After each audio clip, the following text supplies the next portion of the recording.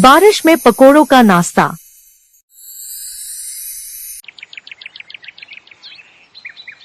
क्या हुआ राकेश, तू किस सोच में डूबा है? नहीं तो। नहीं, कोई बात तो है, बता ना, तेरी शक्ल से लग रहा है कि तू कुछ परेशान है। अब क्या बताऊं माँ, जिस बिल्डिंग में हम लोग मजदूरी कर रहे थे ना, वो अगले 10-12 दिन में बनकर पूरी हो जाएगी। फिर ठेकेदार हम सबकी छुट्टी कर देगा। फिर यही तो सवाल है बापू।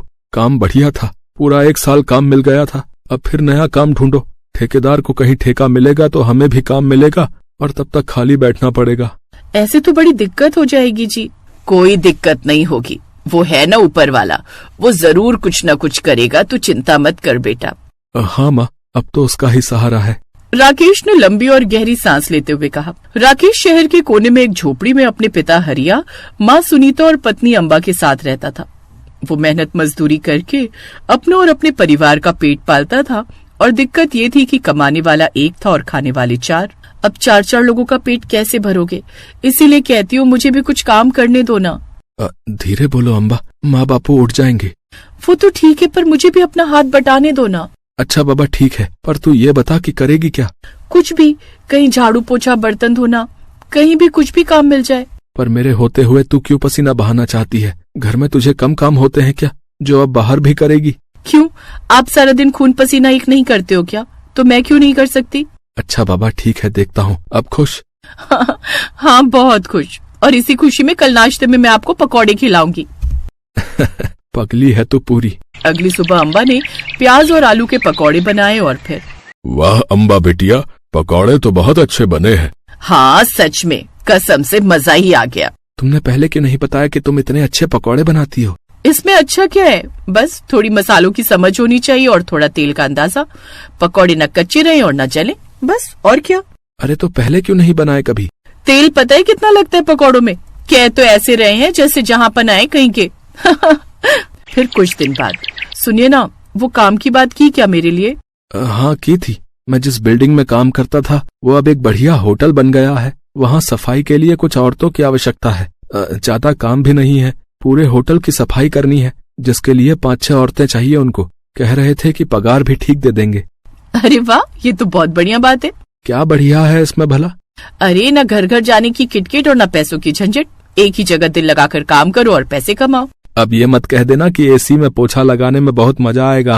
हाँ, ये तो मैंने सोचा ही नहीं, सच में बहुत मजा आएगा। तू पगली है पूरी, लेकिन मैं तेरे लिए खुश हूँ। कम से कम तुझे मेरी तरह धूल मिट्टी में और धूप में ईंटें तो नहीं ढोनी पड़ेंगी। तो इसीलिए तो हाथ बटाना चाहती हूँ आपका। वैसे जाना कब है?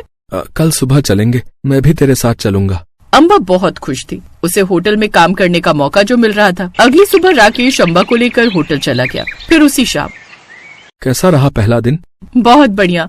कितना बड़ा होटल है वो, बाप रे। तो पूरे 1 साल काम चला है उसका। और पता है, उन्होंने हमें एक ड्रेस भी दी है और कहा है कि रोज इसी ड्रेस को पहन कर आना है। हाँ, मैं तो ये सोच रही थी कि रोज रोज मैं क्या पहन कर जाऊंगी, लेकिन ये झंझट भी खत्म। अच्छा सुनो, मैं बताऊँ आज क्या हुआ? हाँ बताना क्या हुआ। अम्मा बाबूजी को भी बुला लो, फिर बताती हूँ। कुल मिलाकर हम 6 औरतें हैं, सबको अलग अलग जगह की सफाई की ड्यूटी मिली है। ड्यूटी मतलब, अरे अम्मा ड्यूटी मतलब जिम्मेदारी। जैसे एक को लॉबी की जिम्मेदारी दी है, एक को सारी लिफ्ट देखनी है, वो जो ऊपर नीचे जाती है, और मुझे मिली है रसोई की सफाई। बस ये बढ़िया है। रसोई तो वैसे भी छोटी ही होती होगी ना। ना बाबूजी, ये बड़ी सी रसोई है। अरे 7-8 तो रसोई है, सब एक से बढ़कर एक खाना बना रहे थे। जब वो खाना बना लेते हैं तो मुझे उनके चूल्हे, उनकी मेज और फर्श को साफ करना होता है। और बर्तन कौन धोएगा? उसके लिए तो बड़ी सी मशीन लगी है, वो अपने आप बर्तन धो के, मांज के और साफ करके दे देती है सारी प्लेटें। अरे वाह, क्या बात है, ये तो बढ़िया है। राकेश, हरिया और सुनीता अम्बा के लिए बहुत खुश थे। फिर अगले दिन, अरे वो छोड़ो, एक बात बताओ, हैरान रह जाओगे आप लोग। हाँ बताना। अब पहले ये बताओ, हमारे होटल में 1 प्लेट पनीर पकौड़े कितने में मिलते होंगे? जरा अंदाजा लगाकर बताओ। हमें क्या पता, हमने थोड़े ही कभी खाए हैं पनीर पकौड़े। पनीर होगा करीब 200-250 रुपए किलो। थोड़ा बेसन, मसाले वसाले। 1 प्लेट में आते होंगे 6 से 7 पकौड़े, तो हद से हद 60-70 रुपए के होंगे, और क्या। बाबूजी, पूरे 400 रुपए की 1 प्लेट मिलती है पनीर पकौड़े की वहाँ पर। हाय दैया, और लोग खाते भी हैं इतने महंगे पकौड़े। हाँ बिल्कुल खाते हैं, और पता है वो तो वेटर लोगों को 50 से 100 रुपए अलग से दे जाते हैं ऐसे इनाम में। अच्छा, तो क्या वेटर बनाते हैं वो पनीर पकौड़े? नहीं नहीं जी, बनाते तो कुक है, पर टिप वेटर लेकर जाते हैं। ये सही है, मेहनत किसी की और इनाम किसी को है। नहीं बाबूजी, कुक लोगों को इनाम की जरूरत नहीं, उनकी तो तनख्वाह होती है कम से कम 30 से 40 हजार रुपए महीना।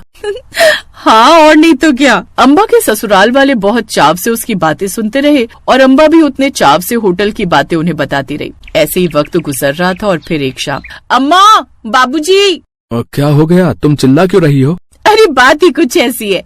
अम्मा जल्दी इधर आओ, ऐसी बात बताऊंगी कि आप सब हैरान रह जाएंगे। अरे पर हुआ क्या है बिटिया? बाबूजी पता है, आज जब मैं रसोई में सफाई कर रही थी ना, तब बाकी रसोइये कहीं गए हुए थे, शायद कपड़े वपड़े बदलने। तभी वहाँ हमारे होटल के मैनेजर साहब आए। मैं उनको जानती हूँ पर वो मुझे नहीं जानते। हाँ तो फिर क्या हुआ? उन्हें लगा कि मैं भी कुक हूँ। उन्होंने मुझसे कहा कि बढ़िया से पनीर पकौड़े बनाकर लाओ जल्दी। है, पर तू तो सफाई वाली की ड्रेस में होगी ना? नहीं बाबूजी, वो काम करते हुए मेरी कुर्ती पर चटनी गिर गई थी, तो मैंने अपने घर के कपड़े ही पहन लिए, इसीलिए वो मुझे पहचान नहीं पाए। अरे फिर क्या हुआ, फिर मैं रसोइयों का इंतजार करने लगी कि वो आए और मैं उन्हें बताऊं कि मैनेजर साहब ने बढ़िया से पनीर पकौड़े मंगाए हैं। फिर क्या हुआ? मैंने बहुत देर इंतजार किया पर कोई आया ही नहीं। फिर मैंने उठाया बेसन और फिर लिया पनीर और लगी पकौड़े बनाने। है, सच में? फिर जब तक रसोइये आते तब तक तो मेरे पकौड़े बनकर तैयार थे। मैं प्लेट में बढ़िया से पकौड़ों को सजाकर मैनेजर साहब के ऑफिस में लेकर गई। अम्बा बिना सांस लिए पूरी कहानी बताती जा रही थी और उसके ससुराल वाले एकटक उसे सुने जा रहे थे। तब पता चला कि मैनेजर साहब के दफ्तर में कोई बहुत बड़ा आदमी बैठा था। उसने पकौड़े खाए और फिर पता है क्या हुआ, उससे वो पकौड़े इतने अच्छे लगे कि उसने झट से अपनी जेब से 500-500 के 2 नोट निकाले और मुझे इनाम दिया। अरे वाह, 1000 रुपए?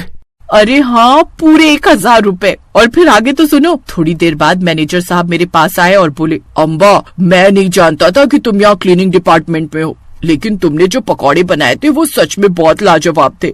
तो कल से तुम क्लीनिंग में नहीं बल्कि कुकिंग सेक्शन में काम करोगी और तुम्हें मैं तुम्हारी सैलरी बढ़ाकर 25,000 कर रहा हूँ। क्या कहा? 25,000? हाँ अम्मा, आपके आशीर्वाद से देखो ना क्या चमत्कार हो गया। तूने तो कमाल कर दिया अम्बा। अरे इतने पैसे कमाने में तो मुझे कई महीने लग जाते हैं। हाँ एक बात और है। अब क्या रह गया अम्बा? कल सुबह सब तैयार हो जाना है। पर क्यों, कहीं जाना है क्या? हाँ अम्मा। अगली सुबह अम्बा अपने होटल पहुंची और वहाँ एक मेज के आसपास सबको बिठा दिया और फिर, अम्बा ये तू कहाँ ले आई हमें? अरे कोई देख लेगा तो बवाल हो जाएगा। अपने मैनेजर सर से पूछ कर लाई हूँ, चिंता मत करो, बस आप लोग 10 मिनट बैठो, मैं अभी आती हूँ। ये कहकर अम्बा वहाँ से चली गई। तभी कुछ देर बाद अम्बा वहाँ कुक की ड्रेस में आई और उसे देखकर हरिया और सुनीता की आंखों से खुशी के आंसू बहने लगे। अम्मा, बाबूजी, ये लो मेरे हाथ के पनीर पकौड़े। क्या ये हमारे लिए? हाँ, हमारे मैनेजर सर ने पूछा था कि कुक बनने के बाद सबसे पहले क्या बनाओगी, तो मैंने उनसे कहा था कि सर मैं फिर से पनीर पकौड़े बनाऊंगी और अपने घर वालों को खिलाना चाहती हूँ। तो पता है उन्होंने क्या कहा? उन्होंने कहा कि उन सबको यहाँ लेकर आओ और अपने हाथ के पनीर पकौड़े खिलाओ।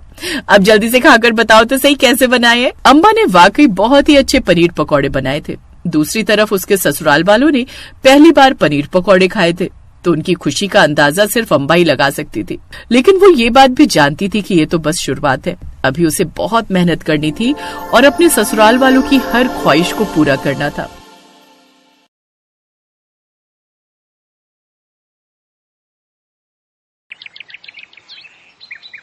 मुंबई शहर में रेलवे स्टेशन से थोड़ी दूर पर ही एक बस्ती थी, जहाँ पर रजनी अपने पति और 2 बच्चों के साथ रहती थी। रजनी का पति कुली का काम करता था और रजनी घर से चाय पकौड़े बनाकर रेलवे प्लेटफॉर्म पर बेचा करती थी। जैसे ही गाड़ी प्लेटफॉर्म पर लगती, रजनी अपनी चाय की केतली और पकौड़ों का टोकरा लेकर ट्रेन में चढ़ जाती और हर डिब्बे में घूम घूम कर चाय पकौड़े बेचती। गर्मा गर्म चाय पकौड़े ले लो, गर्मा गर्म चाय। पापा पकौड़ा खाना है। सुनो जी, मेरे लिए भी 1 कप चाय ले लो। कौन कौन से पकौड़े हैं? ब्रेड पकौड़ा, आलू पकौड़ा, प्याज पकौड़ा और मिर्च पकौड़ा है साहब। ठीक है, सारे पकौड़े मिक्स करके दे दो और 2 चाय दे देना। अरे रजनी, जल्दी ट्रेन से उतर, ट्रेन चलने वाली है। हाँ हाँ उतर रही हूँ, तुम मेरी चिंता करना, कभी नहीं छोड़ते। कभी कभी तो रजनी को पैसे लेने में, चाय पकौड़ा देने में इतना समय हो जाता कि ट्रेन चल पड़ती थी और रजनी चलती ट्रेन से उतरती थी। रजनी, तुझे कितनी बार कहा है, ट्रेन चलने से थोड़ी देर पहले नीचे उतर जाया कर। कभी कोई अनहोनी हो गई तो क्या करूंगा? तुझे पता है ना तेरे सिवा मेरा और बच्चों का कोई नहीं है। अरे हाँ, मुझे कुछ नहीं होगा, इतनी जल्दी तुम्हारा पीछा नहीं छोड़ने वाली। चलो अब तुम भी अपना काम करो, बेकार की टेंशन लेते रहते हो। बच्चे स्कूल से आने वाले होंगे, मैं उन्हें लेने जा रही हूँ, उसके बाद दोबारा स्टेशन पर आ जाऊंगी। रजनी भले ही गरीब थी पर अपने बच्चों के प्रति वो बहुत अच्छे से फर्ज निभा रही थी। उसका मन था कि पढ़ लिख कर उसके बच्चे अच्छी नौकरी पर लगे। सुबह 5 बजे के आसपास रजनी उमेश के साथ ही स्टेशन पर पहुंचती थी, पर आज उमेश की तबीयत थोड़ी ठीक नहीं थी, इसलिए रजनी स्टेशन पर अकेले ही आ गई थी। क्या हुआ रजनी भाभी, आज उमेश दिखाई नहीं दे रहा? वो तो अक्सर तुम्हारे साथ ही आता है ना। हाँ, वो उनकी तबीयत थोड़ी ठीक नहीं है, बुखार है तो घर पर आराम कर रहे हैं। अभी तक ट्रेन नहीं आई, वैसे तो 5 बजे आ जाती है, थोड़ी लेट है क्या? हाँ, वो टीटी साहब कह रहे हैं पीछे से ही ट्रेन लेट है। सर्दी आ गई है ना, तो सुबह सुबह कोहरा होता है, इसलिए सारी ट्रेनें लेट आ रही हैं। अच्छा भाभी चलता हूँ, दूसरे प्लेटफॉर्म पर ट्रेन आ गई होगी। दूसरे कुली के जाने के बाद रजनी ट्रेन आने का इंतजार करने लगी। आज प्लेटफॉर्म पर यात्री भी बहुत कम थे। कुछ देर बाद ट्रेन आती है। रजनी चाय की केतली और पकौड़े का टोकरा लेकर ट्रेन में चढ़ती है। भैया, आज आपकी ट्रेन पीछे से लेट आई है क्या?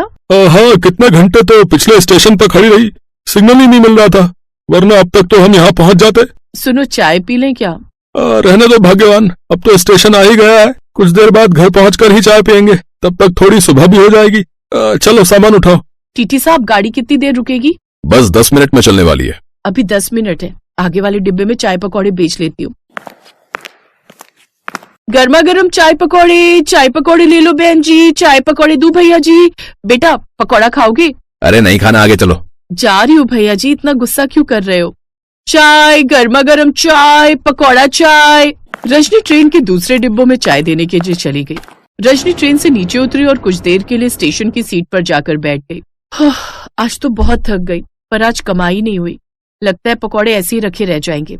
आज सारी ट्रेनें लेट आ रही हैं, थोड़ी देर और इंतजार करती हूँ, अगली ट्रेन आने वाली होगी, पर ट्रेन तो 5 मिनट ही रुकती है। रजनी अगली ट्रेन के आने का इंतजार कर रही थी। अचानक उसने बेंच के नीचे एक बच्चे को रोते हुए देखा। अरे, तुम रो क्यों रहे हो? तुम तो वही हो ना जिसे मैंने ट्रेन में पकौड़ा खाने के लिए कहा था। तुम्हारे साथ तो तुम्हारे पापा भी थे ना, तुम इतने घबराए हुए क्यों? तुम तो ट्रेन में बैठे थे, फिर यहाँ कैसे आ गए? आंटी मुझे बचा लो, वो अंकल बहुत बुरे हैं, वो मेरे पापा नहीं है, वो तो हमारे नौकर मदन है, मेरे पापा दूसरे हैं, मेरे पापा तो दिल्ली रहते हैं, ये अंकल मुझे दिल्ली से लाए और अपने साथ ले जा रहे हैं। बच्चे की बातें सुनकर रजनी घबरा गई। तभी रजनी ने 2 आदमियों को अपनी तरफ आते हुए देखा। बेटा, तुम बेंच के नीचे छुप जाओ और जब मैं कहूँ तभी बाहर आना। रजनी ने बच्चे को बेंच के नीचे छुपा दिया और खुद बेंच पर बैठ गई। ओ चाय पकौड़े वाली, तूने एक बच्चे को देखा है? कौन सा बच्चा? किसका बच्चा? क्या मैं यही काम करने स्टेशन पर रहती हूँ? मैंने किसी को नहीं देखा। लगता है कहीं और जाकर छुप गया है, चलो दूसरे प्लेटफॉर्म पर कहीं और देखते हैं। दोनों आदमी वापस मुड़े तो रजनी की जान में जान आई। तभी उनमें से एक आदमी ने बच्चे को बेंच के नीचे देख लिया और वो वापस मुड़े। इस चाय पकौड़े वाली ने हमसे झूठ बोला है, वो रहा बच्चा बेंच के नीचे। एक खबरदार, जो बच्चे को हाथ भी लगाए तो ये केतली की खौलती हुई गर्म चाय तुम्हारे मुंह पर फेंक दूंगी। हाँ। तभी रजनी के और भी जानकार जो उसके साथ प्लेटफॉर्म पर काम करते थे आ जाते हैं। लोगों की भीड़ लग जाती है। बदमाश घबराकर वहाँ से भाग जाते हैं और एक चलती ट्रेन में चढ़ जाते हैं। क्या हुआ रजनी, कौन थे ये लोग? काका, ये लोग इस बच्चे का अपहरण करके ले जा रहे थे, हमें इस बच्चे को इसके माता पिता तक पहुँचाना होगा। तेरी हिम्मत है रजनी, जो तूने उन बदमाशों का सामना किया, हम जैसे तो घबरा जाते। चल अब इस बच्चे को पुलिस स्टेशन ले चलते हैं। रजनी के साथ उसके कुछ साथी बच्चे को पुलिस स्टेशन लेकर पहुंचते हैं। बच्चे के माता पिता को आने में समय लगेगा। कोई बात नहीं साहब, मैं अपने साथ इस बच्चे को बस्ती ले जा रही हूँ, जैसे ही इसके माता पिता आएंगे आप मुझे बता देना। उस बच्चे का नाम बिट्टू था। कुछ ही देर में वो रजनी के साथ खूब घुल मिल गया। रजनी सबके साथ बिट्टू को लेकर अपनी बस्ती आ जाती है। रजनी, ये कौन है? वो उमेश को सारी बात बताती है। मुझे तुझ पर गर्व है, तू मेरी बहादुर पत्नी है। और फिर कुछ घंटों के बाद पुलिस बिट्टू के मम्मी पापा को लेकर बस्ती आ जाती है। मम्मी पापा, मेरा बच्चा, मेरा बिट्टू, हमने तुझे बहुत ढूंढा मेरे लाल। उस हरामखोर मदन ने हमारे साथ विश्वासघात किया, हमारे घर में नौकरी करके हमारे ही बेटे को किडनैप करके ले आया। तुम्हारा बहुत बहुत धन्यवाद रजनी, तुमने हमारे घर के चिराग को बचा लिया। हम तुम्हारा ये एहसान कभी नहीं भूलेंगे बहन। ये तो हर इंसान का फर्ज है कि मुसीबत के समय मदद को आगे आए। बिट्टू के माता पिता ने देखा कि रजनी बहुत गरीब है, वो और कुछ तो नहीं कर सकते थे, इसलिए उन्होंने इंसानियत का फर्ज निभाते हुए रजनी की मदद की।